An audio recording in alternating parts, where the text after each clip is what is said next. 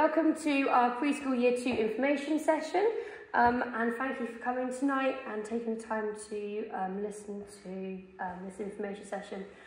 Just talking about what we can do to support our children. Here are some ideas that we do at home, at school, and things that you can do at home as well. So, getting on with others is a really important skill for all of us, even as adults. So talking to your child about friendships and feelings and encouraging them to express how they feel. So it's really important, if we're happy, if we're sad, if we're angry, allowing our children to see those emotions appropriately is a good thing, because actually we're not always happy every day of the week, and it's good for children to see that we can be sad. When we're driving along in the car and someone's got the car parking space that you want, you can say, oh, I'm really cross, they've got that space and I really wanted that, and that's okay. So, and so children can see those emotions, and also when they're feeling sad and cross, allow them to be feeling sad and cross, and say to them, I know you're cross, and that's okay to be cross, okay? If they're showing behaviours that aren't necessarily appropriate with that, as in hitting someone, or necessarily, not doing the right thing, then kind of say, I know you're cross, but we can't hit at this point, or we can't kick, but we can do this. So find an alternative. It might be punching a cushion, just that time to release, that is absolutely fine. So sharing stories and talking to them about the feelings of the characters, do lots of that at school. So when you've got all the different books, and there's so many out there, how do you think he felt? How do you think his friends felt? Really good way of kind of talking through stories with them. And they're really good at it, because I ask them often about it. Have friends over to play, or take them to groups with other children. Now, having friends over to play can be really difficult sometimes, because the children don't want to share their toys. So rather than necessarily having a play date at someone's house, meet up at a mutual place, whether it's the park or the woods, and there's no kind of, that's my toy, I'm not going to share that. So it's a really good way, just meeting up with other people is really key, but you don't have to do it at home. You can just find a mutual place where neither of them have got their favourite toys that they want to share. Because sharing is a really hard thing, and we have to remember they're 3 and 4 year olds, and that comes with time, and when something's really personal to them, it takes a long time to be able to share that with someone. Looking after themselves. So giving them time and getting dressed by themselves. So these are really important skills for going to school. Okay, we want them to be going to school being able to get themselves dressed. Okay, because when they come to do reception, they have to get changed for PE, which is obviously normally shoes, bottoms and a top. So kind of encouraging them, giving them the skills to have a go. And when we're getting them changed here, we actively encourage them to take off their clothes themselves and have a go. And we'll always support them with that. And the same with after going to the toilet, encouraging them to pull up their own pants and pulling up their own trousers. And you know what? They can all do it, and they're amazing at it. I think back to September, and lots of them will go, I can't do it. And I very rarely hear that word, I can't. They all have a go, and it's absolutely brilliant. Supporting them to be toilet trained. If they're not quite ready, we need to be thinking by Easter, we've got them on the road to starting that, all right? Helping them to use a knife and fork. So we work really hard in preschool at lunchtime. It's easy obviously with the cooks, because they have a cooked dinner and there's a knife and fork process and a spoon. We work really hard in encouraging them to eat with a knife and fork rather than their hands. The knife side of it, we cut their food up, to be fair, but it's still there so they can see it, but we'd actively, they'll be using a fork and spoon confidently by themselves. Knife, that's kind of a developing skill, I'd say, even into reception, but it's nice for them to feel grown up. So having a hot lunch in preschool, the benefits of that is if it's something you want to continue, if it's something you want to start in reception, because obviously currently it's free, which is great, there's enough adults in the lunch hall to be able to support the children to encourage them to eat their hot lunch. you know, when they go to school, there is lots of adults around, but not as many, and obviously there's a class of 30. So, you know, it's something great to think about in preschool is having a hot lunch. And talking about important about having meal times and healthy choices. And they're really good, you know, and I think it's really important that they have the options for healthy choices. You know, and I'd say, you know, there's nothing wrong with having a packet of crisps in a lunchbox or a chocolate biscuit, as long as there's those lovely other healthy options alongside. And coming up, we've actually got a lady from a local farm coming in to do the story of a journey of a lunchbox with us all, and we're going to be trying out some new foods that are healthy and talk about that, so that's going to be really exciting. Anyone got any questions on those? Jude, can I just ask about nighttime toilet training? So, would you expect children this age to start to be dry at night, or does that go on right up until like? I wouldn't. So it varies from child to child, and it varies from siblings. So, for example, Grace was toilet trained, and she's my second child. She was toilet trained day and night within a week. Charlotte was toilet trained daytime, but nighttime was about a year later. And I would say, if they're not toilet trained at night, have no worries at all at the moment. You know, they said the health team say by 7, if it's not kind of conquered by that point, then that's when we need to be seeking out our professionals, maybe for some strategies and so forth. But yeah, don't worry about the nighttime side of things, just the daytime. And that's really, you know, going back to the toilet, a really important thing is being able for them to learn to wipe their bottom from a poo. Yes, it's difficult. You know, it's a really difficult thing. We do Harold demonstrations here of how we wipe our bottom. Today's conversation was let's not pull the toilet roll paper all the way off the roll. Which then led into the conversation of where toilet paper comes from, and trees and saving the world, and it was a really lovely discussion, but it all came from not unrolling the toilet roll paper.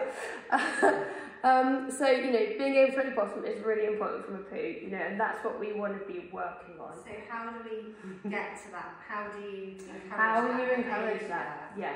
So I do always apologise if a child ever comes home with a smear mark in their pants and they haven't got it.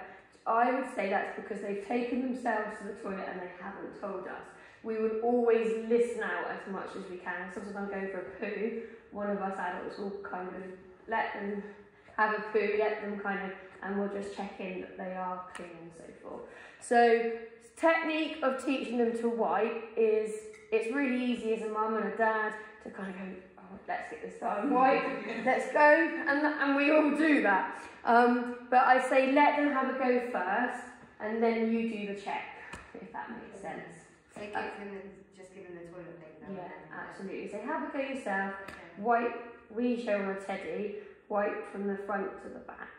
You know, I saw this probably on social media, where a class of primary school children sat in a circle. Each chair had 2 balloons.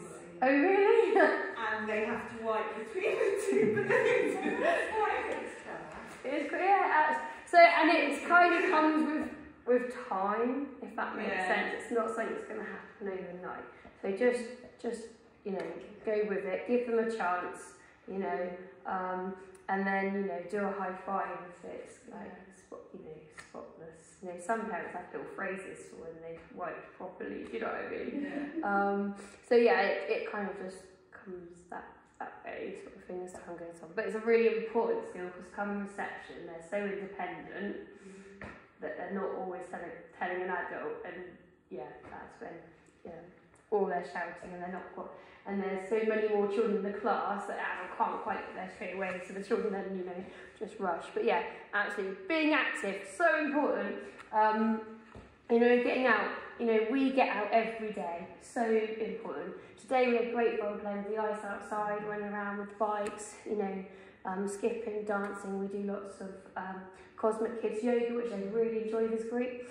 So, you know, if you can get out as much, you know, moving in different ways, walking backwards, sideways, balancing, you know, Simon Says games, really good fun. Lots of messy play, which is a really hard one. As a mum myself, my paint always lives in the garden. You know, at school I'm really like, oh yeah, let's make as much mess as we like. But as a mum at home, and I completely get that, I'm like, no, this is in the kitchen only. You know, so, and that's absolutely fine. But if you've got, you know, opportunities to have mess play, and I'm definitely up for that. My girls spend a lot of time in the gardens with Mud Kitchen and pots and pans. You know, they're great things to be doing, and hanging out your own washing, those sort of things, you know, they're great opportunities. Listening attention, you know, doing lots of that to build up, and it's really lovely to see when the children have come from September with their listening attention, and you know, they're all really engaged at Group Crime. They love listening to a story and joining in. So sharing lots of picture books and stories with a child daily is really important. And going forward to school, you get a reading record at school from reception, and it's not expected that the children read, it's kind of an expectation that the parents read to them, and then you just fill it in. So just, you know, we hope you will enjoy the library books that they come home with, and we have no, obviously we put the books out, we know they're all appropriate, but we don't choose for the children choose those books. If you come home with the book twice, it's not because we've made a mistake, it's because they've chosen that book. You know, and we do ask the children what they've enjoyed from the book when they read it, and they really enjoy having that library bag and bringing it in and changing it, so that's really nice. Giving clear, simple instructions, so giving instructions at home to do things really important. You know, playing games like I Spy, Snakes and Ladders, Snap. That's something that I've taught a lot of children to play recently, is Snap. You know, they're all really great games for taking turns as a family, sharing, and they've got lots of, you know, involves listening and following instructions. So, speaking clearly, language is so important, you know, can't emphasise this enough. You know, so having lots of time to have conversations with your children is really important. You know, TV's great for times when you need it, and we all use it, absolutely. But if you can have that time with your children just to chat, and it can be chatting about anything, you know, even just having a random picture on the table that you talk about, or, you know, what you've done the day before, what you're going to do maybe coming up at the weekend. They're all really important things. Singing nursery rhymes and songs, we do lots of that here, and that's a great way of children hearing rhyming and joining in. Another thing that I love doing with the children is like repeating patterns with your hands. So things like clap your hands and tap your head, clap your hands and tap your head, clap your hands and tap your head. Now you've made a, and they say pattern because they know the song really well. And then I'll say to them, can you think of a pattern to do? And I've just been teaching them today, and I heard, it was Thomas at lunchtime, he was singing it afterwards to me, it was great. So I taught them the Boom Chicka Boom song, where they repeat it back, and they love it. And they're like, can we do a dinosaur voice? And you know, they're all great songs to be singing and getting the children into singing. You know, another one of their favourites is Five Little Monkeys Swimming in a Tree, with a crocodile come by and snap, and then how many people got left. You know, they're great songs to be doing. And using interesting words for your children, really important. You know, you can't bombard your children with, you know, there's so much vocab out there, use it. You know, so if they say, look at this car, Mum, add another word back to them. Oh yeah, look at that glittery, amazing car, or that speedy car. So you're giving them that new vocab to use. The thing that we've been introduced recently through some training that we've accessed with Greg Botchell is the word bird, which is my favourite thing. So when you see a bird flying over, go, look, it's the word bird. And then the children will go, oh, what words have you got today? And it can be any word you like. You make up the word you want. So I think I did imagination, and then I told the children what imagination meant. And every time they see a bird, they're like, there's the word bird. And it's a really nice way of just getting children to have that vocab.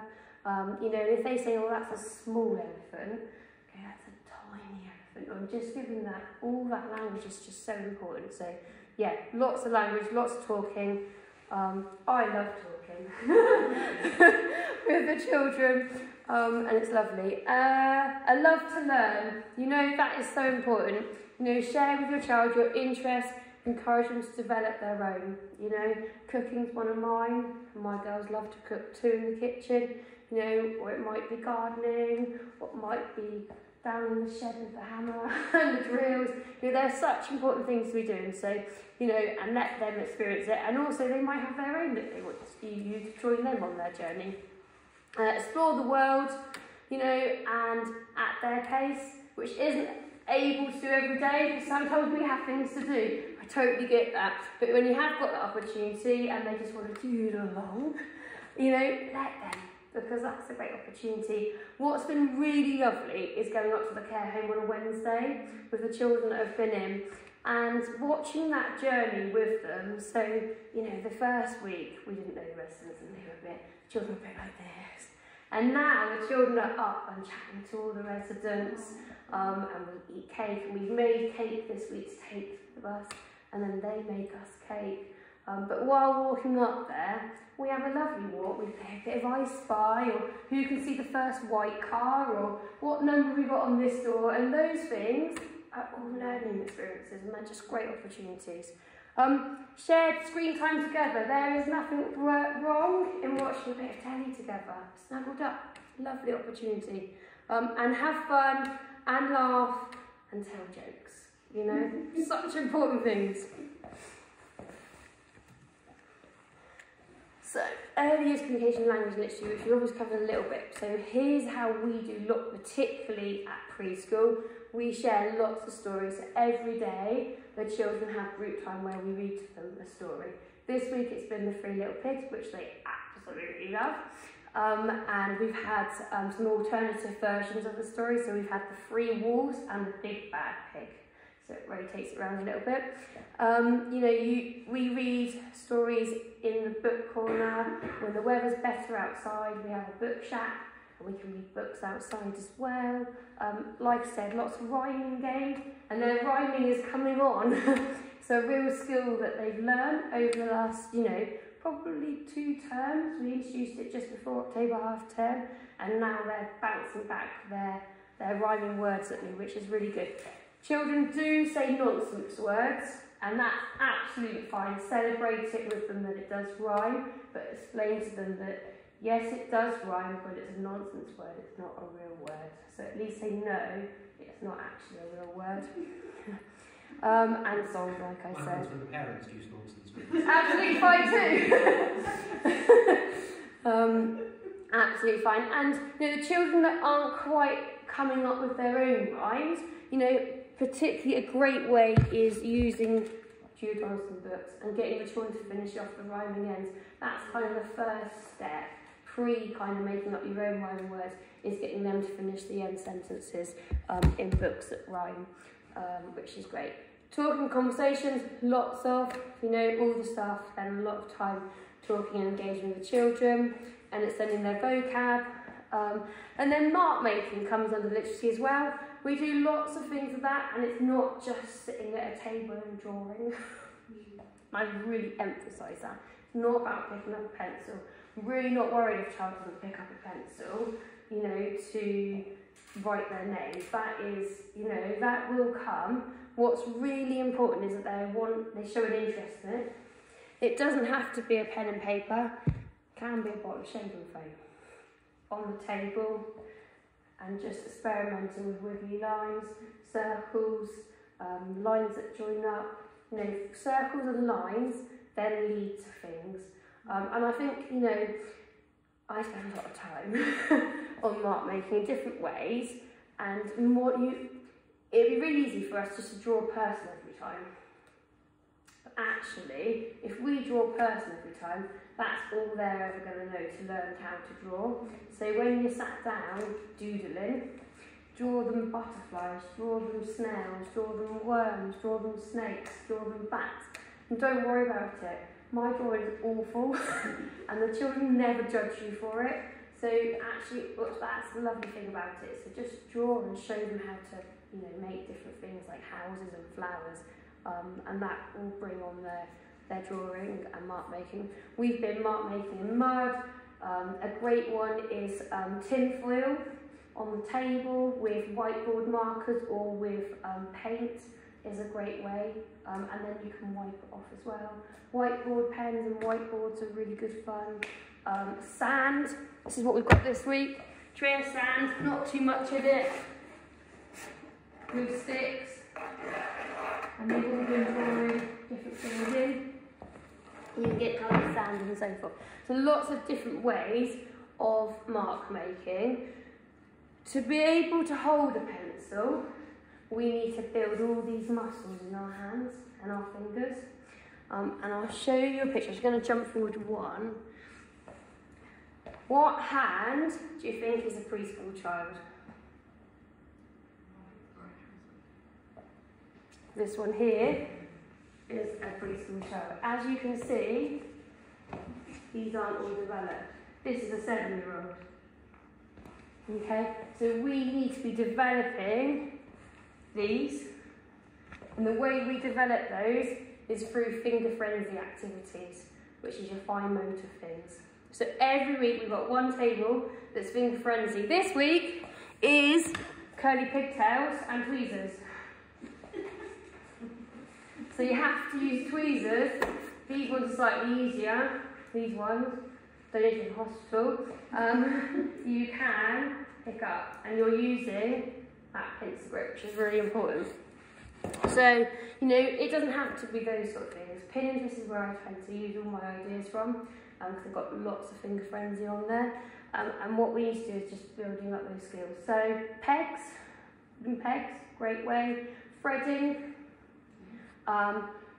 You know, some of us don't want to sit and thread, because that's not what we want to do. Some of us, getting a screwdriver out, getting the spanner out, using a drill, using a hammer. You know, they love the pumpkins with golf tees and banging those, and that's just, you know, all those ways of building up our muscles. So, you know, the most important thing is we can give them those skills, that finger frenzy, you know, and pencil, great, if they want to go down, if they're ready for that, go with it. And, you know, they probably go for a whole hand grasp first, and that's great. And then they'll go to a tripod grasp when they're ready. And I think we need to model it to them. So when you're holding yours, oh look, I'm going to hold my pen like this. Okay, and what we tend to do in year 2 with the pens and that tripod grasp, we will kind of correct them once. So I say, oh look, so if they're like that, I say, oh, let's just take your magic pen out and let's just slide it down. And then they've got that feeling. But I wouldn't self-correct them more than once.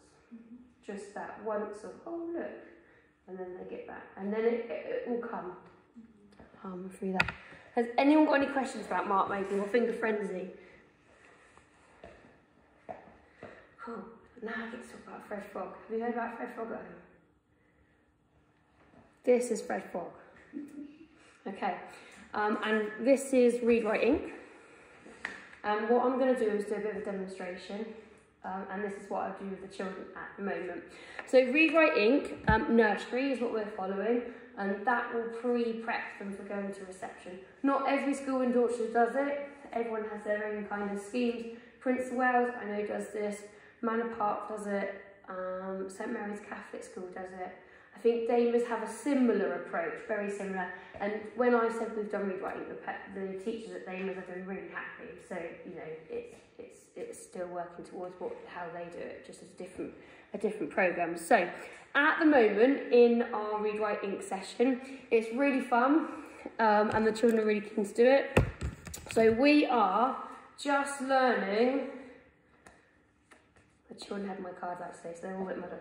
So we're just learning some of the some of the letter picture names. So we're just not learning the sound D, we're just learning dinosaur. We're just learning tower. My favourite one, maybe next to the mountain. Okay? We're learning them in this order, because that's the way it goes.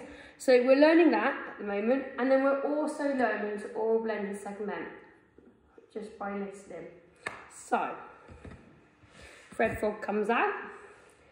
Fred Frog can't talk any words, and I tell children that, and they'll tell you that. He can only talk sounds, okay? And we play lots and lots of games with Fred Frog. So, I put one out today. So, Fred Frog says he went to the farm and he saw a pig. He saw a pig.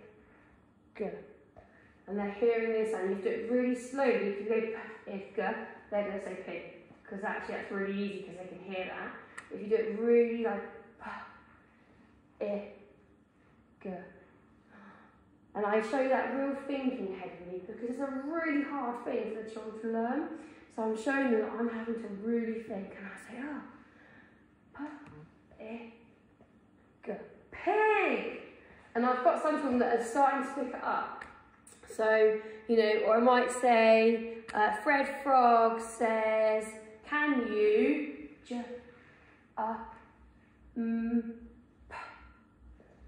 and I say it 3 times repeating it. Okay, they might come back at you with it when they've learned that. And that's great, then you can move on to the next one before and 3 times. But if not, do it 3 times and then do it and then say the word jump. And then they can do the action. So all the time we're playing Fred Frog games in that way, through I Spy, and lots of fun ways. You know, and children that aren't quite ready to oral blend and segment, just hearing those individual sounds, that's great. That's what we want to be doing. So that's what we're doing at the moment. And then when we're ready, we've learned all the picture names, we're then going to go to learning the sounds. So I'm just going to find...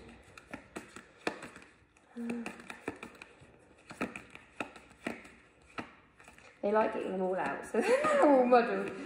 So that's what I want. So after, probably maybe just before Easter or just after Easter, we'll start learning. We'll do them in the same order that we learned the picture names. I've just jumped to A. Okay, so today we're sitting in our little group, and today, preschool, we're going to learn a new sound. Sorry, I'll do it how I do it then.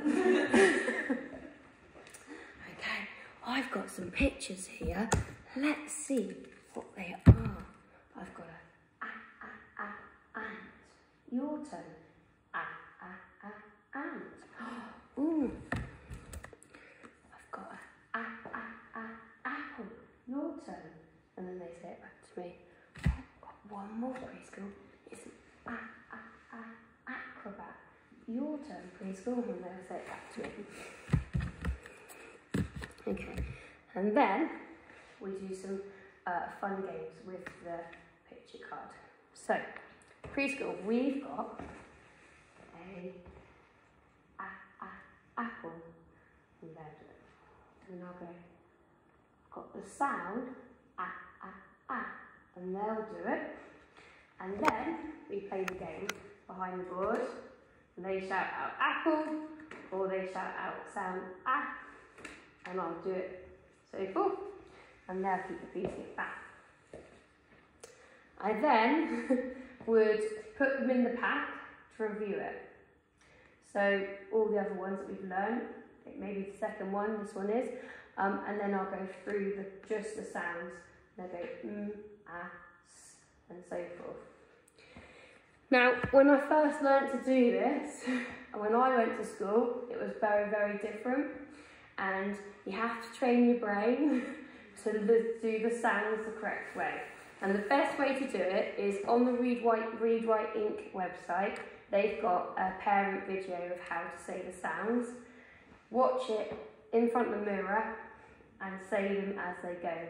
And I can't say it wrong anymore because my brain has got it firmly in there. But it's a really good way of learning it. And I think, you know, talking from a mum experience and, you know, of doing read writing with my own child, actually it's really important to know how the sounds are to be able to support them with that next step at school. So then what we would do is we would model writing side of it. So we go round the apple and down to the leaf. And then we would get them to do it in the air, on the floor, and I come up with the most random things like, can you dip your finger in your favourite paint colour and do it on the floor? Could you do it on your friend's back or in the sand tray? You know, so it's really fun. It's about 10 minutes, quick, punctual, and we Read-Write Ink says to do a sound a day, which is far too much for the children, so we aim for 2 to 3 a week. And we'll learn those sounds. And we'll get as far as we can, or, you know, and we split our groups into, we generally have about 4 groups, and they're all on where the children are, okay? So some children, we just learn a few sounds, and that's brilliant, that's all we need them. And some children are ready to go all the way up and learn lots. So what's really lovely is because we've got lots of adults, we're able to tailor it to where the children are.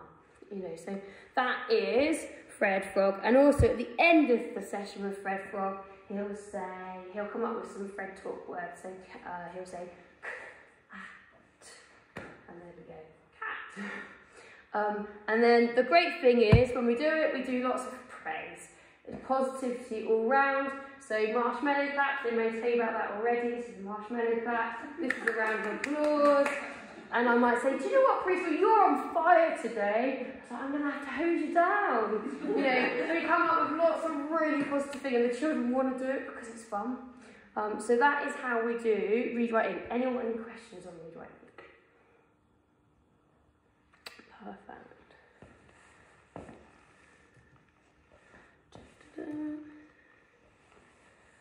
So those are the things we talked about already, to do at home, you know, lots of recall events and memories and experiences to talk about. Early years mathematics. We do this every day, all day. And I know at school they have like a set, in the kind of year 1, I mean you're always doing maths, but they have their set session. And I was saying in early years we're doing maths all day, every day, and whatever we do. So the children do lots, you know, we've got our little number area, which the children love exploring, and each week I change it. So for this week we've got Numicon, which is this. And it's all locked up in padlocks. And there's a key and it's got a numeral on it. And they have to count the dots on this. So just have a padlock on, and they have to count the dots, there's 4, and they find the numeral 4 with the key, and then they can unlock it. Children are loving it. You know, so there's lots of fun ways. Last week we had little people and little pots with the dots on, and the people had the numerals on there to match them together. But then I also put this out of it, and they were putting the people in there. And I was setting the children the challenge of, actually, we've put the people in there, and that's 4 people, but actually we can put this over the top of the people, which is a 3. What do we need to make that? And they say, oh, 1. We do that. And I say, oh yeah, 3 plus 1 makes 4. So just modelling that language to them.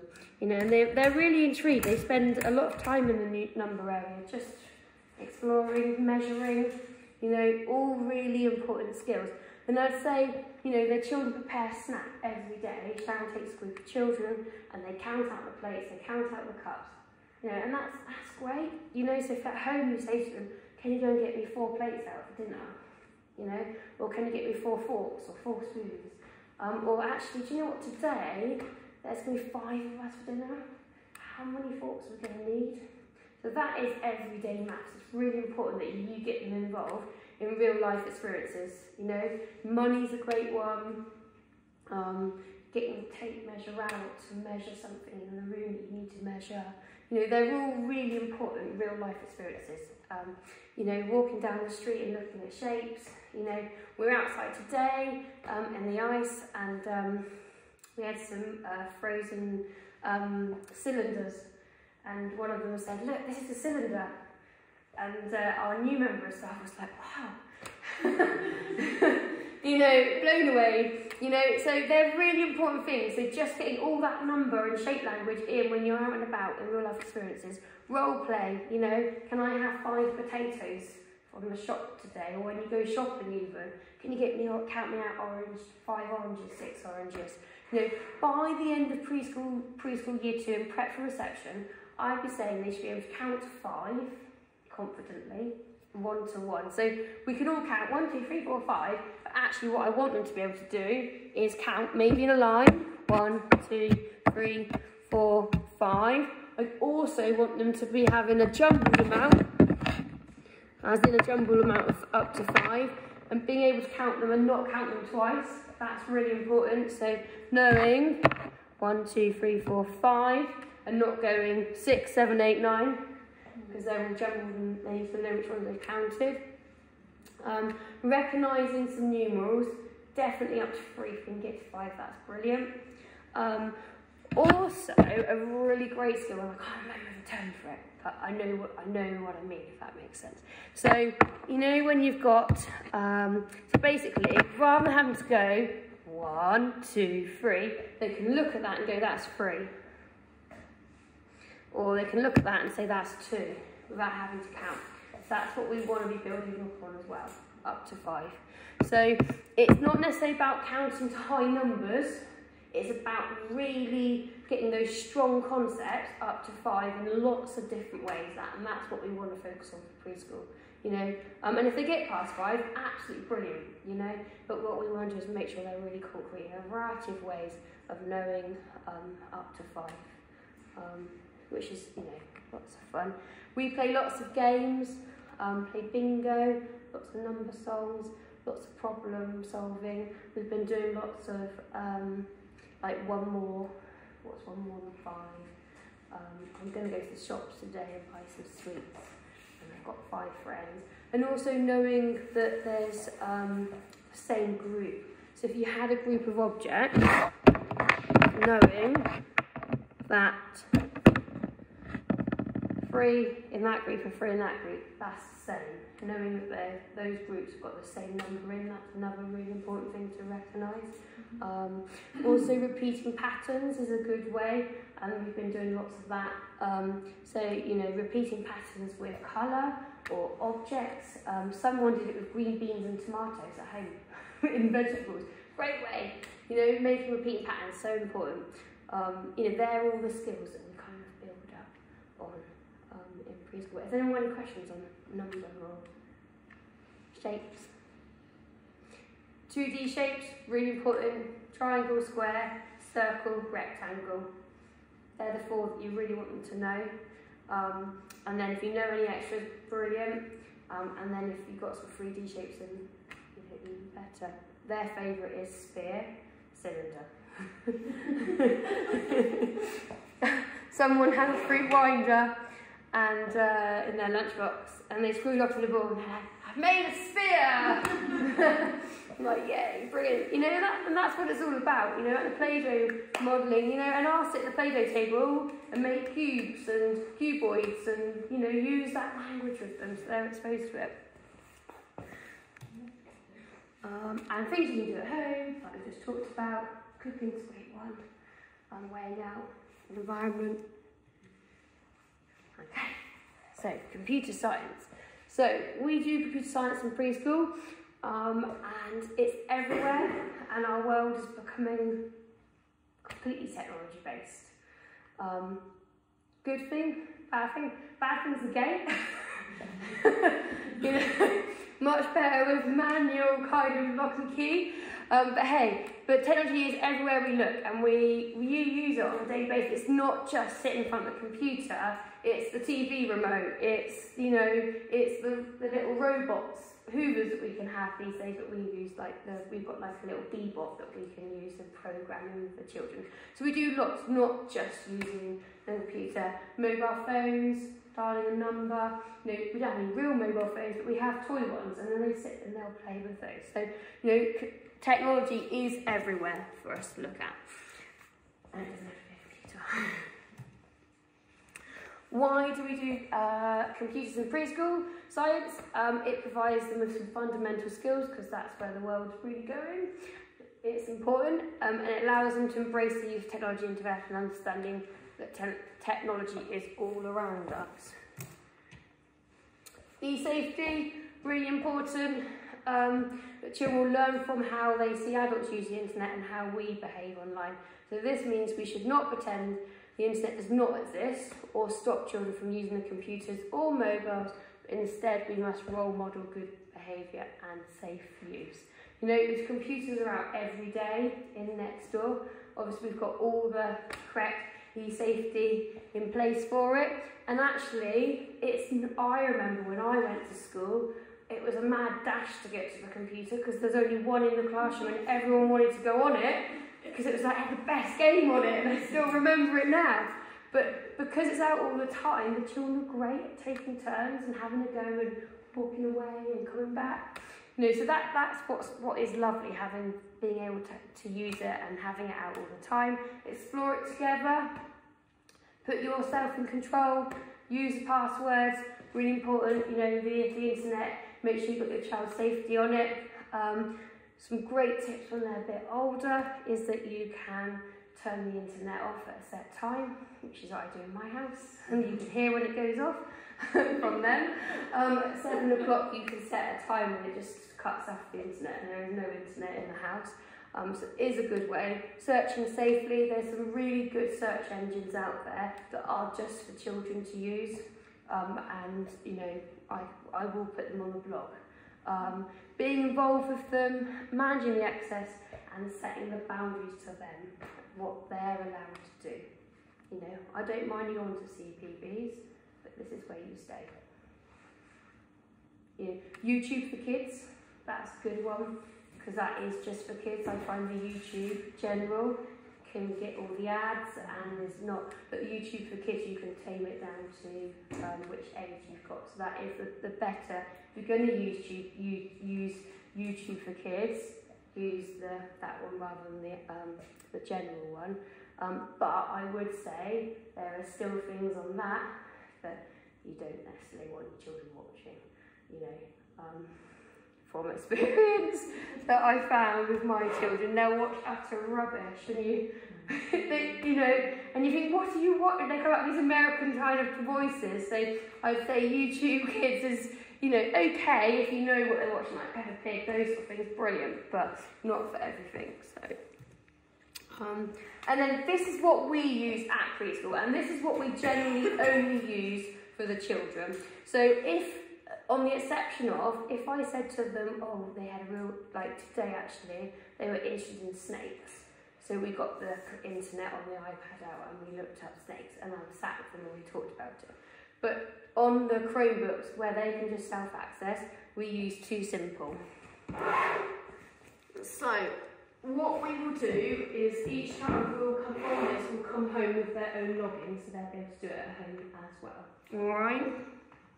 So I've logged in as a preschool person. And this is what you'll be greeted with when you log in. And if you click on tools, it comes up with all the tools and they put it into topics. Obviously, this is a program that's from early years all the way up to middle school, maybe even secondary school. There's lots of things on there. One of the ones that we mainly use is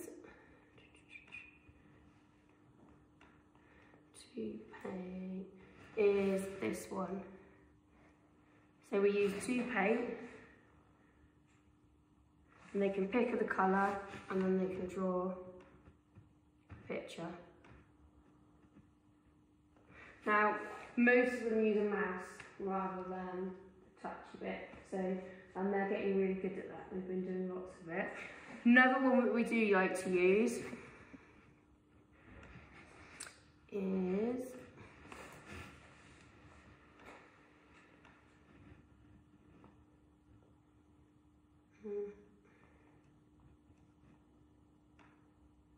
paint projects. So if you click on paint projects, it comes up with lots of things, of everything you could ever think of, really. as you can see, it goes on and on and on. So generally you could find anything for everything you cover: pigs, cows, fruit and veg, autumn, spring. Okay, so if I click on a house, it gives you the outline of the house, which they really enjoy, and then they can choose the colour, and down here you can make the paintbrush bigger, which is what I tend to do for all of them, because actually the thin brush, it takes them a long time, they probably lose the interest by that point, and they can then just colour it, but it won't go on the outside of the thing. And then you can change your colour.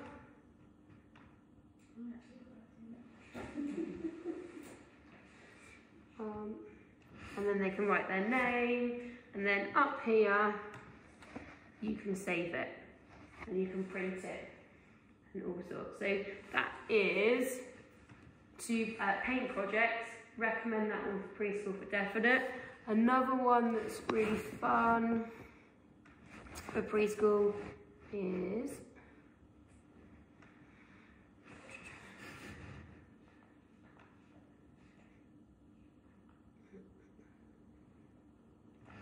to explore, and to beat is the next stage up, but it's just as fun. And you can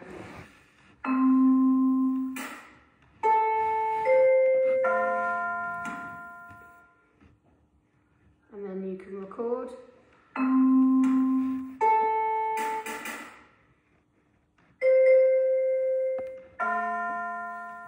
And then you can stop, and then you can play back.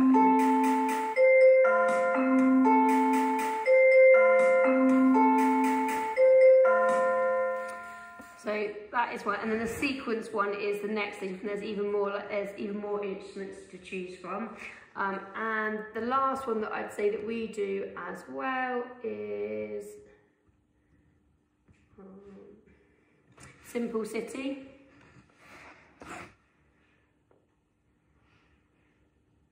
And in Simple City, there's lots and lots of worlds that you can go to. So if I went to the builder's yard, you can watch some videos of what builders do, and then you can build your own house.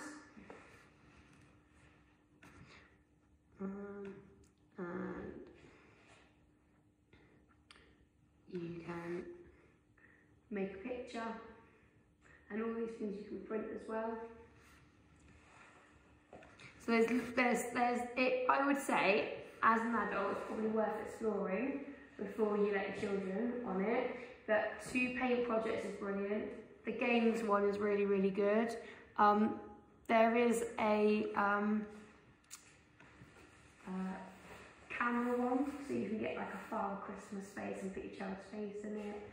You can get wizards, you can get all sorts, so that's called the Simple Cam. It's Mash Cam it's called. If you click on Mash Cam you can get all that. So there's lots of things on there, and particularly at preschool we do two paint projects and they love it, and you've probably seen on the blog all the pictures that they've painted, and so I definitely recommend let them have access to that. And they do this at school as well, so it will give them a good head start, you know, being able to use it. And I would use maps for the children, I think it's quite a bit easier. I'm not sure if it works on iPads, it's not something I've done, but you can give it a go and see if it does. And then some of the work, you can see what some of our guys have done. Let's see.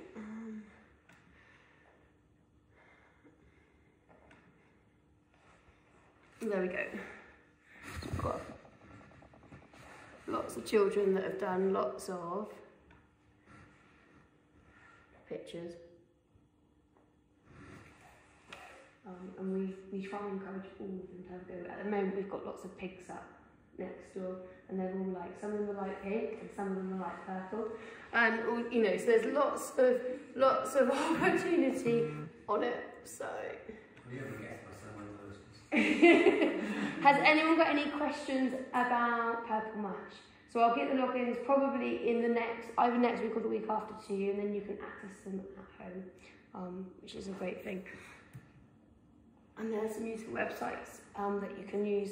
We've got fun games on. Top Marks is really good for early years kind of counting games. We did an underwater fish game on Top Marks, and then next week we're doing Gingerbread Man, and there's a great Gingerbread Man game, which I will put on the blog as our link for some home learning. And the CBeebies website's really good, and the Quick Web. So they're ones that you can just access as well, which are really good for them. And obviously we've got Baruma, and I love seeing the videos and pictures of all your guys enjoying the bags from Baruma. So obviously if you get home given a Baruma bag to bring home, it would be great if you can bring it back with about a week after you've had it. If not, you're welcome to bring it back before, absolutely fine. Please do send photos in or videos, we do love to see it. And also in there, don't forget there's that little slip that you can fill in. So it's a very small slip, it's like a little slip of paper, and it just says what I've enjoyed about what you had in Baruma. And obviously library bags, we will be from next week sending, they can choose books, puzzles or games to bring home in their bag. Alright, and that's everything. I hope that's alright.